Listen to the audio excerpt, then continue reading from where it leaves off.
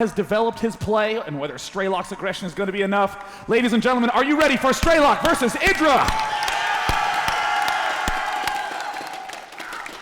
Starting off on Crevasse, always going to be an interesting choice. It is kind of a blast from the past a little bit. Day 9, as you consider, we have not seen this too much in some of the other international competitions. But let's introduce our players, guys, in the Northwest from IMBA FXO. Let's give it up for Strelok.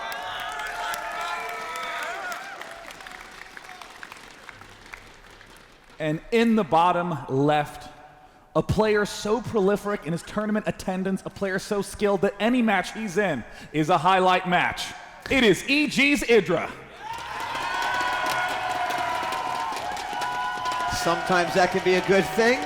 Sometimes that's not so much a good thing. And you know, I will say, part of me just feels bad because literally every single match Idra plays has the eyes of the world on it. So many players love how stable he plays, loves the way that he can manage his early economy so brilliantly.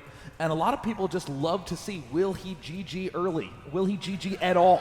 Yeah. There is actually an age-old saying as it comes to Idra. It's you either love him or you either love to hate him, but either way, you love him, Day 9. That is true. There's a lot to be said about that, and this is a best of 5 too. So keep in mind that there was some amazing stats that came out of the previous competition with Idra, where anytime he lost that first game in the series, it actually resulted in a loss overall. But in a best of 5, the stat turns out to be a little bit different and a little bit more in the favor of Idra. Yeah, I really think that Idra, with his mental game in a good spot, he's almost impossible to beat in this matchup. He is so good. But I mean, look at already we see on the map that is the most early expand friendly map known to man, Strelok taking his refinery right away. I mean, there's literally an expansion here. And he's, no. He has a plan. He has a build. And that's what he's going to go ahead and stick with. We'll see how this is going to flesh out a little bit as he drops down another supply depot. As you mentioned, that gas starting to get up there as he's just keeping everyone on that. The pool is down. Gas is taken for Idra as he waits for his expansion hatchery to complete. Now, actually, something that I'm thinking about right now, Marcus, isn't it true that Idra went last week to DreamHack, the week before to MLG? Hasn't he been on the road in different time zones for quite some time now? That's very accurate. That is the case. So there's been a very, very intense travel situation for Idra, and there's no doubt about it. That is affecting these players a little bit. It's something that they must adjust to, and they will tell you that it's certainly not easy. Now, it's not necessarily an excuse that will work in every single scenario, but I can tell you it can take a serious toll, not only on your physical well-being, but also on your mental well-being. And you and I both know that you need that 150% going into these types of games. Does look like Idra is getting his double queen up, regardless of however much jet lag Idra has been under as of late. He has absolutely brilliantly crisp openings. 2 lings out to help knock back that first initial scouting SCV. In terms of the scouting, we see Idra knows only that there is a wall off at the front, has very little information, has successfully shut down that early scout.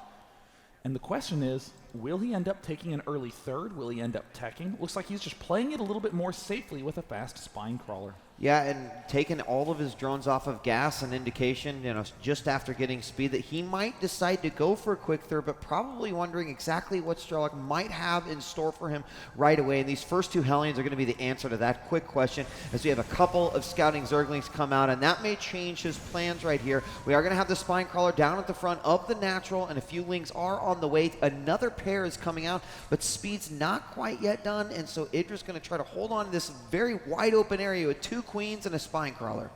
This is one thing that is so annoying about Crevasse in this matchup for Zerg. There's way too much space at the front for most Zergs to be comfortable defending. Strelok, in the meantime, has given a tech lab out onto that barracks. Is he going to go for any upgrades on the barracks? It looks like he's not even mining gas. Is he going for a 3rd command center? He may very well be trying to plop that one down while the Hellions are controlling space at the front. And there it is. Wow. Whoa. Many base. Many base, and these Hellions now have just I mean, they're doing their job. They don't have to necessarily even get in to do damage. It's a good job that Idra is not making Zerglings. He's holding off and he's waiting for this attack to come in. But as these Hellions continue to stack up here, 6 is a pretty gnarly little number for him to have to deal with. Here come the Queens. The creep is spread out quite nicely here, and they do a good job deflecting. Anytime he can try to ward those Hellions into the Spine Crawler, or maybe go around and then get a nice surround with the Zerglings, but there's not a whole lot here. 14, however, on the way. Now, if you overreact to these Hellions, build too many Zerglings early on, then your economy is crippled. If you underreact, you just lose. But if you build just the right amount of Zerglings, then your name is EG's Idra. He is the Goldilocks of Zerg players. Just right. And we'll see if that is the case, or if he's in a bed too big. I don't know. The Queens continue to spread that creep. That will also be very, very important in this battle. Anytime he could try to get that engagement off, that will help him out when he is on that creep. Now we get the Overlord coming in. And Overlord he gonna sees see it. Yep, it is up, and he knows exactly what's going on. Sees the morph over to the orbital as well. And again, the Hellions just continuing this little ramp contain that they've got going on, and Idra certainly not overreacting. In fact, the Spire goes down, +1 melee, although I thought that started maybe a little bit late. He just got his guys back on gas, took a second one there, and of course a third and a fourth at his natural. There, the third finally goes down. Idra's just set himself up brilliantly. It's always up to about now that I have a little bit of concern for Idra's openings. If those players do early pressure, we sometimes see some crumble, but now that Idra has hit his stride, he has his Baneling nest up, getting the speed, he has the +1, everything's looking good. Amazingly though, Strelok opted for this fairly greedy fast 3 command center. He's getting his upgrades early. Upgrades are the most important thing to do in conjunction with these big expand plays, so that way when your big army moves out, it is very, very well upgraded. Strelok setting himself up well for a macro late game, as is Idra.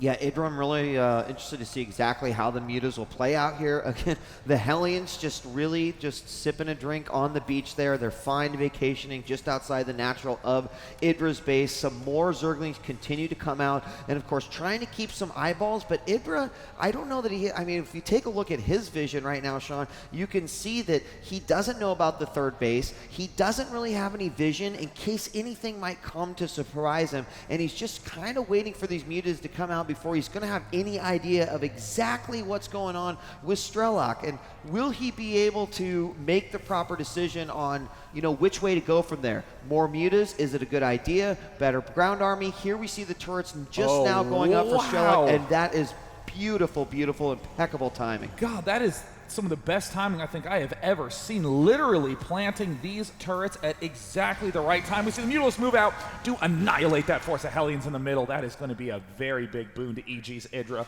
because right now, upon the elimination of that final Hellion, come look at the vision of Strelok. He has no clue what's going on in the middle of the map. Yeah, none at all. And here come those first Mutalists into the third base. So the third base is spotted. He's going to swing around here, and I like this. Going in, trying to pick off a tank here. Small number of Marines. He will lose one. Muta almost loses the second one. And of course, we always talk about how this is a crucial moment with that Muta count. You don't want to let 1 or 2 Mutas die down, because it's not until you get that really, really nice sweet spot of Mutalists so that they become ultra effective. Here we've got a lot of Banelings being morphed in. I wonder if he's going to go in and make some sort of attack. The first Thor is out here as well, Sean. I mean, I feel like Strelok is just, he's responding really, really well to Idra's play specifically. But I think Idra, upon taking out that tank, realized it's going to be mighty tough for him to have enough tanks to defend against this. I mean, we see those Marines do have the stim and combat shield down now. You generally don't build that many Banelings early on, unless you think you're going to be engaging soon, whether it be for offense or defense. And clearly, since Strelok ain't moving out, looks like Idra's gearing up for an attack. He's lining it up perfectly with the +1 air weapons. And here he goes, moving into the front. It looks like the Thor gets magic box. The Banelings manage to work their way easily through that force and up into the ramp. And it looks like, oh, he manages to get the huge hit. Idra overrunning Strelok's base. An incredible Zerg front form. He just storms the front. I mean, a great attack there from Idra. Not only is he inside the base, but he's also completely decimating this third. And he really turned the table because Idra, who had almost no information at all, suddenly took out those Hellions, blinded Strelok, and then he, of course, was put in a terrible situation, didn't know what was coming, and Idra just ran all over this base. Idra now storming the front, completely ripping it apart. There's the good game.